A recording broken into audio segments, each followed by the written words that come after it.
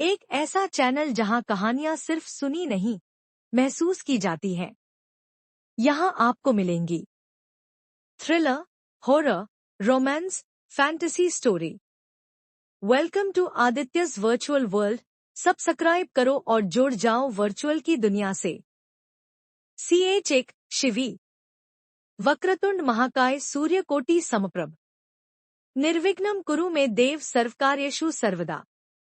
कहते हैं कि इच्छाधारी नाग नागिन एक ऐसी जगह रहते हैं जहां कोई नहीं जा सकता और इच्छाधारी नाग नागिन इंसानों के बीच इंसानों की तरह रहते हैं और किसी नाग नागिन से पंगा ले लिया तो वो हमारी जान लेकर रहते हैं। दीदी आपने फिर से नाग नागिन की किताब पढ़ना शुरू कर दिया।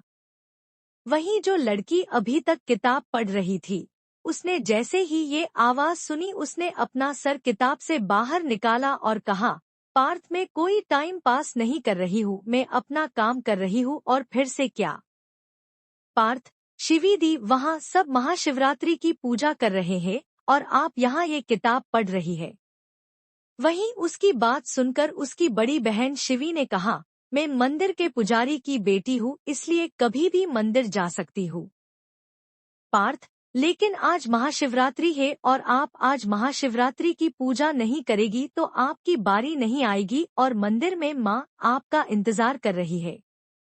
शिवी, मैंने पहले ही कहा कि मैं हमारे पप्पा मंदिर के पुजारी है और तुमने कहा कि आज महाशिवरात्रि है और इसलिए मंदिर बहुत सारे भक्त आए होंगे और वो भी अपनी पूजा कर रहे होंगे और तुमने सुना नहीं है कि अतिथि देवो भव और मंदिर हमारा घर है और वहाँ आने वाले सारे भक्त हमारे मेहमान यानी कि अतिथि और हमें अपने अतिथि का सत्कार करना चाहिए, इसलिए मैं उन सबको पहले पूजा करने दे रही हूँ और मैं आखिर में जाऊंगी।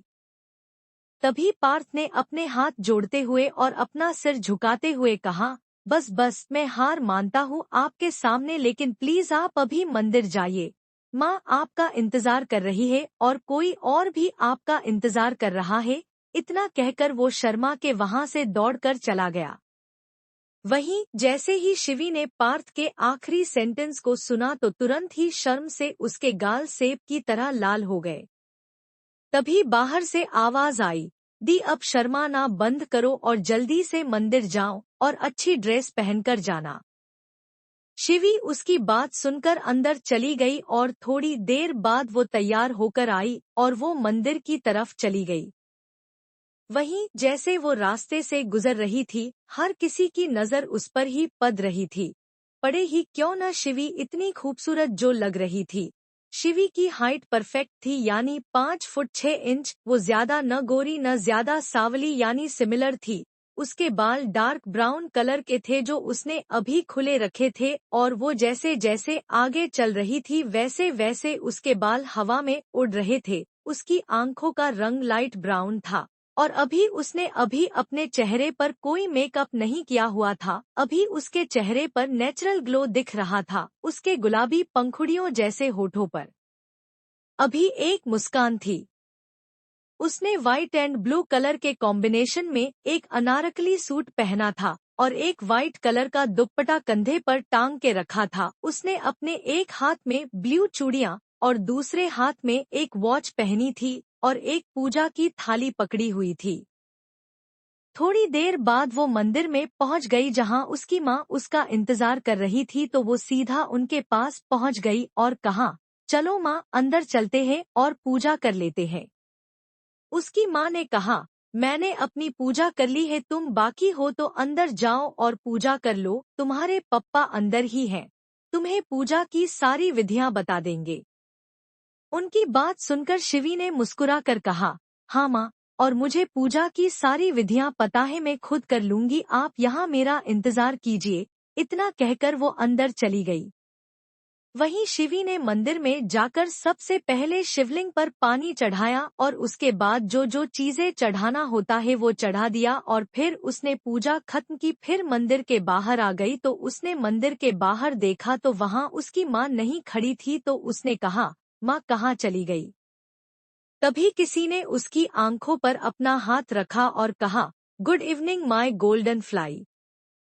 तभी शिवी ने अपनी आंखों पर से उस शख्स का हाथ हटाया और पीछे पलटकर देखा और कहा, आप अब आए रहे हैं, मैंने तो पूजा खत्म भी कर ली। जब मैं पूजा कर रही थी तब आपको आना चाहिए था, हम साथ में पूजा करते तो भगवान शिव जी का साथ में आशीर्वाद मिलता।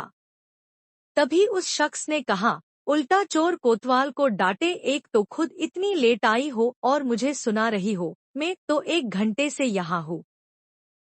तभी शिवी ने मुंह बनाते हुए कहा, कृष जी आपको इतनी जल्दी आने के लिए मैंने नहीं कहा था, वो आप है जो इतनी जल्दी आ गए, और आ गए थे तो मेरे साथ पूजा भी कर लेते।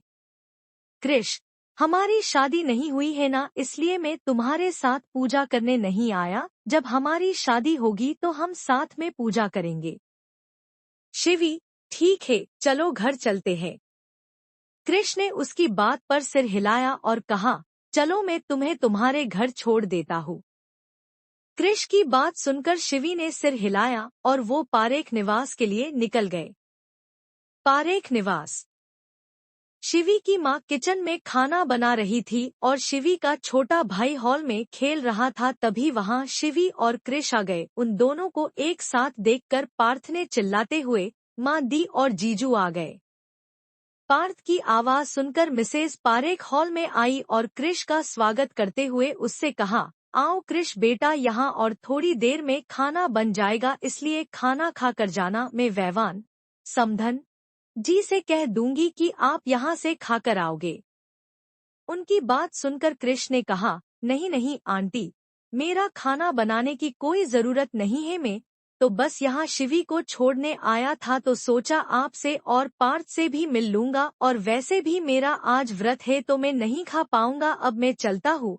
इतना कहकर वो जाने को हुआ तब मिसेज पारेख ने रोकते हुए कहा, बेटा खाना न सही कम से कम फलाहार करके जाओ और थोड़ी देर रुको, शिवी और पार्थ के साथ बातचीत कर लो।